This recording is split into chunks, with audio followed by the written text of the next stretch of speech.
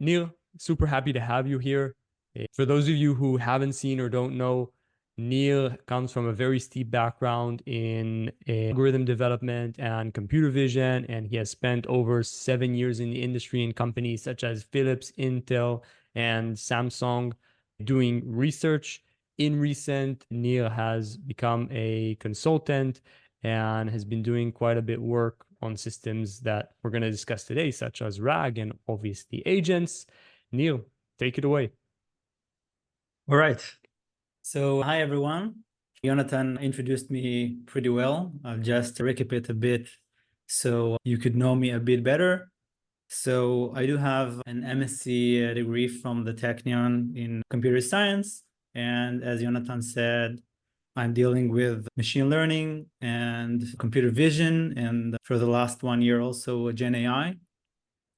And I also have now my own consultancy business, which I consult over the fields of Gen AI and computer vision.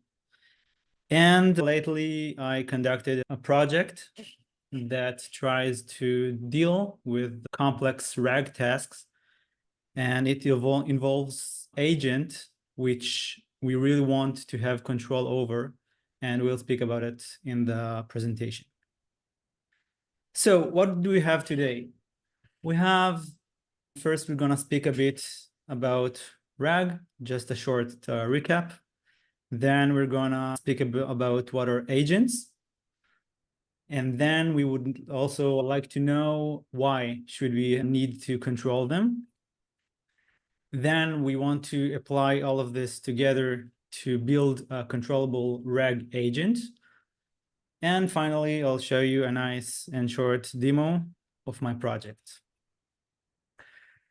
So our use case is going to be the first book of Harry Potter for whoever got exposed to my project so far, and for whoever who hasn't. I chose this use case because Harry Potter is a complicated plot. It's not a general and common RAG task that you can just want to ask your documents questions. And the dependencies and the depth that you would like to dive into in order to get answers questions might be very deep. So a very short recap of RAG, which is Retrieval-Augmented Generation. That's a method actually that helps AI language models to generate text based on external custom, a lot of times, information data sources. So the common and general process would be to take our data, which in our case is the Harry Potter first book. And then we would like to split the content into many different chunks. Once we have those chunks, we'd like to take them and embed them into a much lower dimensional space, which we can store inside a vector store.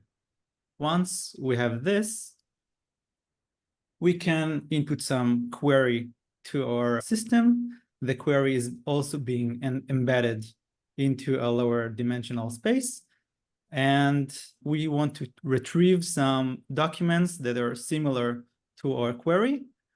Once we get this, we have this as our context, which we can use the LLM together with the query to generate a more specific answer for our query. And why agents? So what are actually agents? LLM agents are advanced AI systems which are designed for creating complex text that needs equation reasoning. And they can think ahead. They can also remember the past conversations that they had and use different tools and to adjust their responses based on the situation and the style needed. All right. So once we have agents, why do we need to control them? So they're actually a very big trade-off between the agent autonomy and the process control. So the more the agent level of autonomy rises, the less control we have over the process, which might cause a lot of problems. So when we're using a regular agent, we don't have control over when it uses its tools or in what order. We don't have the control over the conclusions it derives from using the tools. And it's a very tough problem, which it's harder to trace hallucinations and or the use of pre-trained knowledge of the LLM. But when we are using a workflow engineering, that we design the flow of the agent, so we can define the specific path of how to tackle our problem. And we also have full control over each step. But, and this is a big but, it requires a tailored solution that might be time consuming and complicated to design as the problem becomes more difficult. So in our case, which building blocks do we need to create a controllable RAG agent? So going back a bit to the basics, when we're looking at the embedding space of the data that we store, the embedding space is put in a way that similarly words are put together, which means that, for example, the king and the queen will lay in a closed place in the embedding space, and the word dog, which be a little bit further. So in a very simple RAG problem, for example, that we have a lot of documents containing history events, and we want to insert the query, what happened in France on July 14th, 1789, then if we have such a chunk in our database that says on July 14th, 1789, the storming of the Bastille occurred in France, etc., it will be very easy to retrieve this sentence, and actually we can construct the answer just by this. But if you want to deal with a little bit more complicated tasks, such asking how did Harry beat Professor Quirrell, which the villain assistant of the first book. So it will be a bit more difficult because we don't have a sentence or something similar to it in the book that says Harry beat Professor Quirrell by this and this, or any other version of the sentence.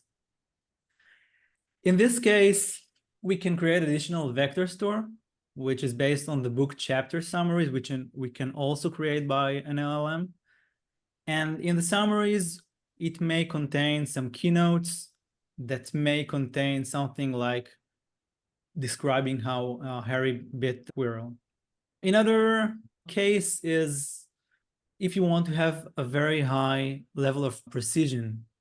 So for example, if you want to ask, according to Hermione, what is worse story than being killed? And there is a very popular quote, which Hermione says, we could have been killed or worse, expelled. So solving this could be creating another vector store that is composed of all the quotes from the book. All right, so in our case, we currently have 3 different vector stores. One is the book chunks vector store, the second is the chapter summaries vector store, and the third is the book quotes vector store. All right, so until now, if you would like to have some naive flow engineering for an agent that wants to validate a RAG pipeline, we could insert some query. Then we would like to retrieve the context for a question. We can use our 3 different vector stores. Then we may also want to keep only the relevant content from the retrieved data. And then we would like to check if it's not relevant, we would want to rewrite the question.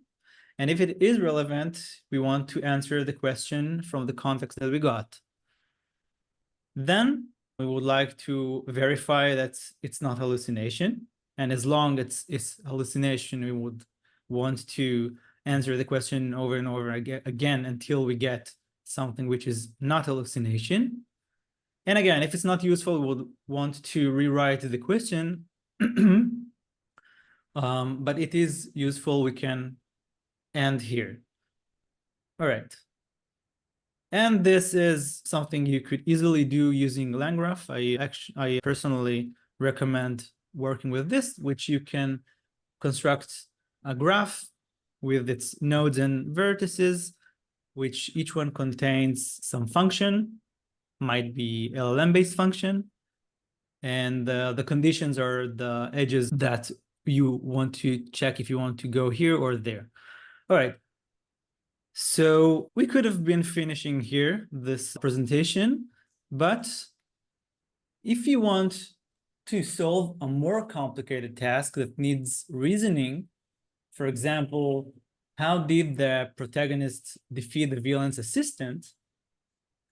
So to solve this question, we need to perform the following steps. We need to first identify who the protagonist of the plot is. Then we would want to identify who is the villain. Then we want to know who is the assistant. Then we would want to search for confrontations or interactions between the protagonist and the villain. And only finally, we can deduce the reason that led the protagonist to defeat the assistant.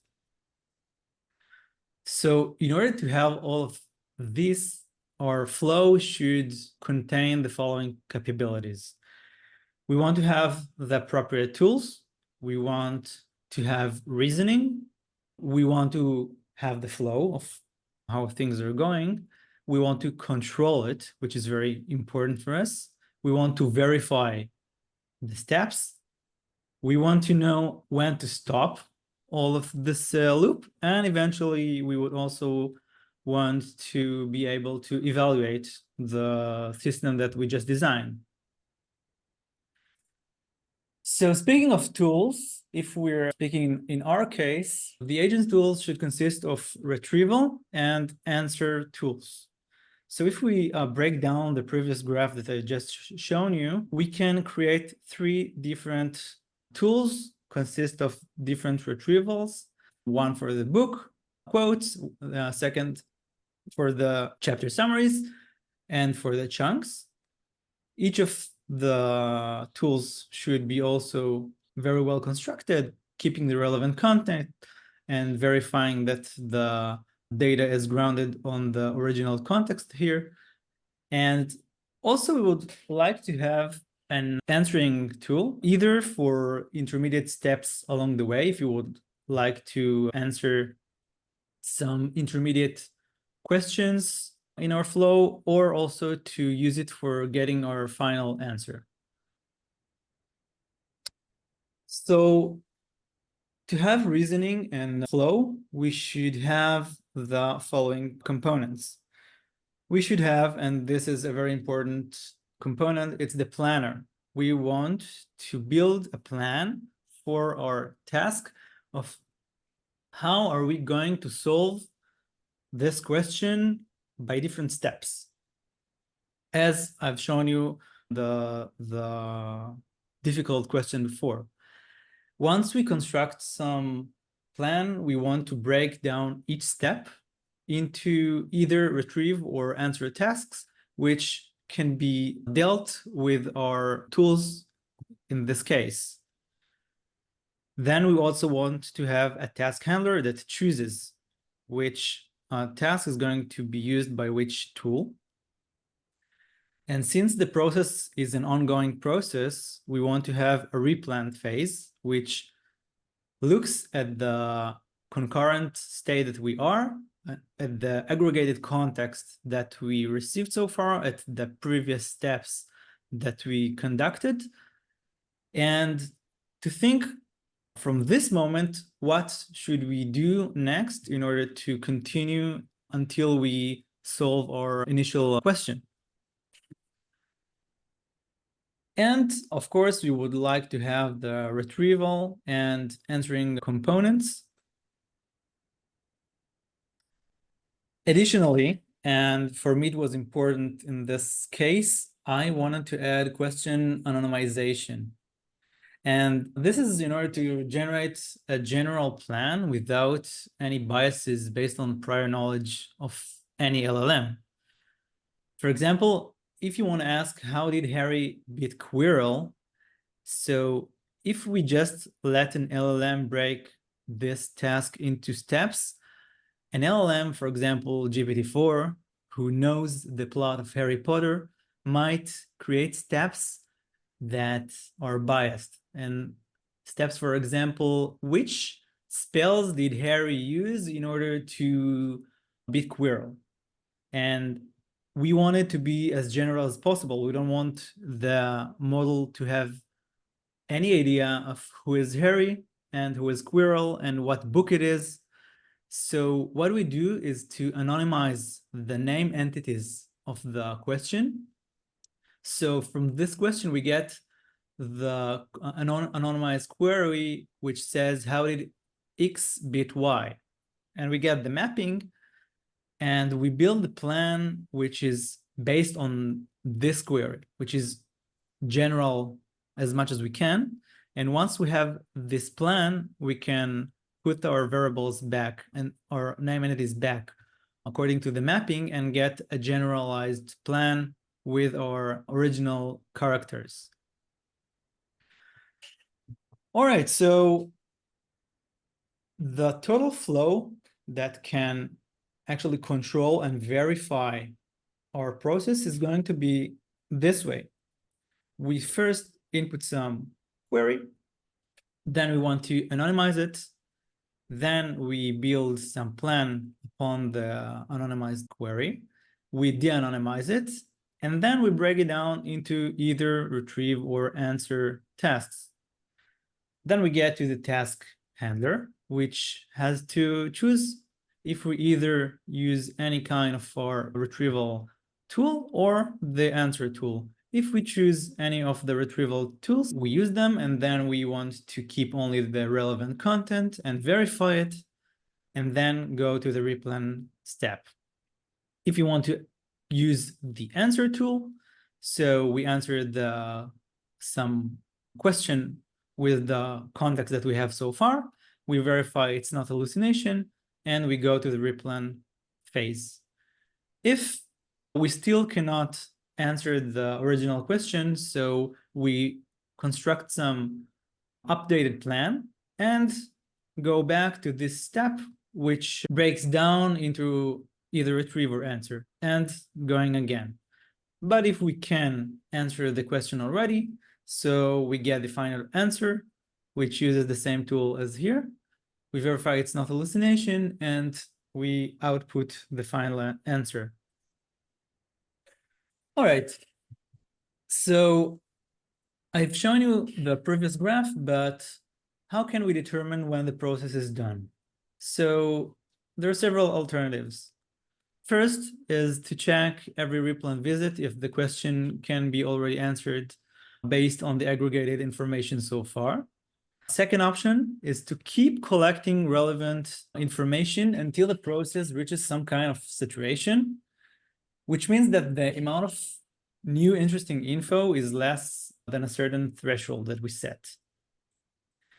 And lastly, we can limit the graph recursion by some predefined number of iterations. For example, if we say that after 100 visits of nodes in our graph, or if we are stuck in some loop, we can assume that the original question cannot be answered using the data that we have, and we may finish and say that the question cannot be solved using our data. For evaluation, in this case, since this is a RAG problem, we can use similar common methods to check that the system works well. And so we can construct some benchmark of our own questions and answers the way we want. And then we can use the metrics such answer correctness to check that the generated answer is factually correct. We want to check the faithfulness, which measures how well the generated answer is supported by the retrieved information. We want to check the answer relevancy of how relevant the generated answer is to the question. And maybe, depends on your case, you can check the answer similarity that checks the semantic similarity between the generated answer and the answer that you gave it in advance. All right. So now I'll show you some demo of this agent that I've been speaking of the real-time execution visualization. And let's check it over the question, what is the class that the professor who helped the villain is teaching?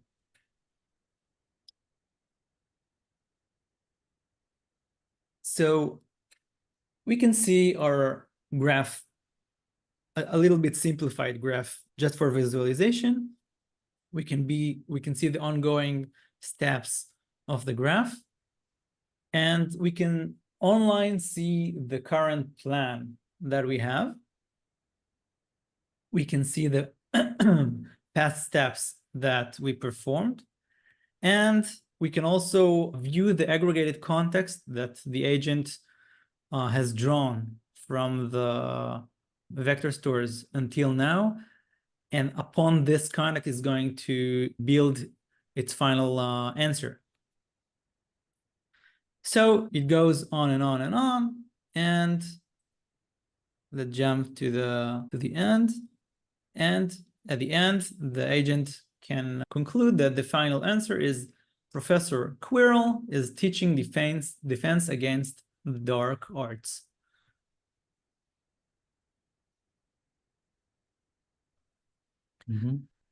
Great, guys. I want to thank you all very much for joining. Neil, I want to thank you for giving us this wonderful session. Thank you. As always, if you like the session, let other people know. Please like, share, and subscribe. And we'll see you again next time.